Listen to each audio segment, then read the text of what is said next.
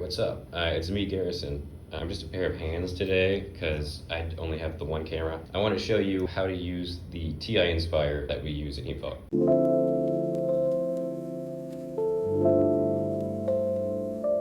Here's the on button. Usually when you turn on your calculator, the first screen you're going to see is this one. This is the home screen. You've got sort of two options as for where to go from here. You can go into your scratch pad, or you can open up a document. There's also settings. You'll usually be here, document settings. You can change things like how many decimals your calculator will display. The main difference between a scratch pad and document is that documents, you can save them if you want to. Also, especially in like graphs, you'll have the occasional extra feature if you're using a document. Most of your math teachers would recommend using a document. These buttons are sort of like your file browser, so you can open up a new document. You can browse whatever documents are already in here. And then down here, these buttons are essentially like quick start buttons. If you're trying to make a new document, you can just hit one of these and it'll just automatically start you on that page. You're mainly going to be in calculator and graphs. Let's start a new document with a calculator page. If I want to instead go over here and hit new document, that's fine too. And it'll just prompt me with a list of all of the different types of page I can add. So it's essentially the same thing. So the calculator is pretty self-explanatory, but there's a few things that your standard calculator might not have.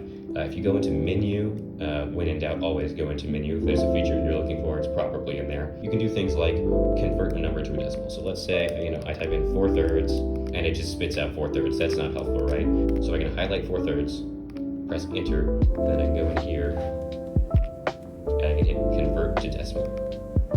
When I hit enter, it'll spit it out as a decimal. And let's say maybe I have a decimal, but I want to approximate that to a fraction. Same thing, go in here, menu, number, approximate to fraction. Also, for those of you in IM3 and up, if you're doing any trig, up here is going to be where you switch between radians and degrees.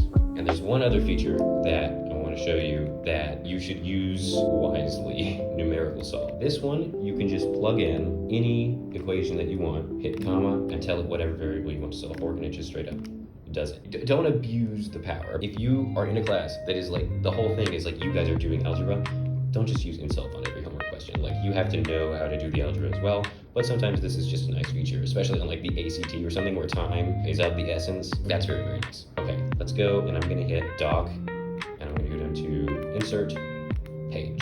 And this time I want to talk about graphs. Fairly self-explanatory, but a little bit harder to get back to where you want. So let's say I want to graph like 5x plus 1, right? So I hit enter, it graphs it, great. But how do I get back to, maybe I want to enter another function, or I want to change the one I just typed in? That's down here in menu, graph, entry/edit, and you're gonna want function. There's a bunch of different input options that you can choose from, but most of the time you'll be putting a function in. And you can scroll up and down with the arrow keys here.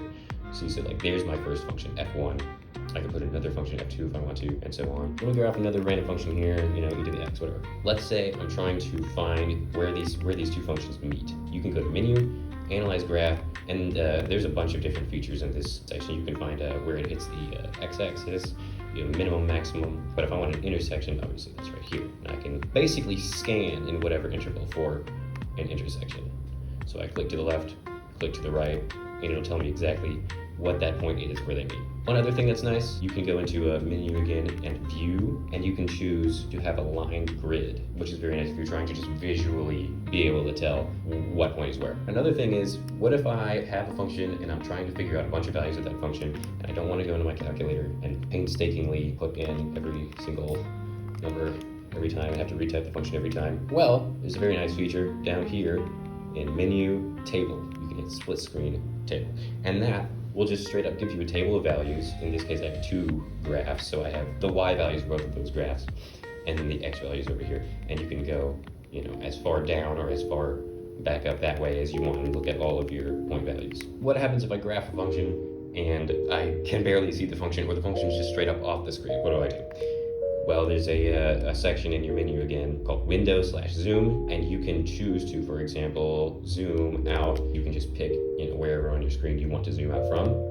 I can just hit enter, and look, now I can see my function very, very clearly. And if maybe I zoom way out and now I'm trying to zoom back in, again, zoom in option. You can do all sorts of other things within that same window, such as, your window settings, where if you want to, you can manually specify exactly what parts of your function you want to view and how you want to view them, what scale your X you should have, all of that. That was a bad choice of an example because you can't see the function at all, but you get the idea. What if I'm done graphing this? What do I do?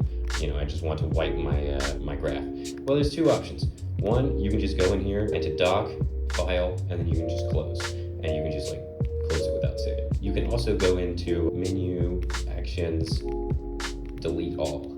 And if you go into your window settings, there's also a zoom standard option that will just take you back to the initial zoom. Similar idea in calculator, menu, actions, clear history.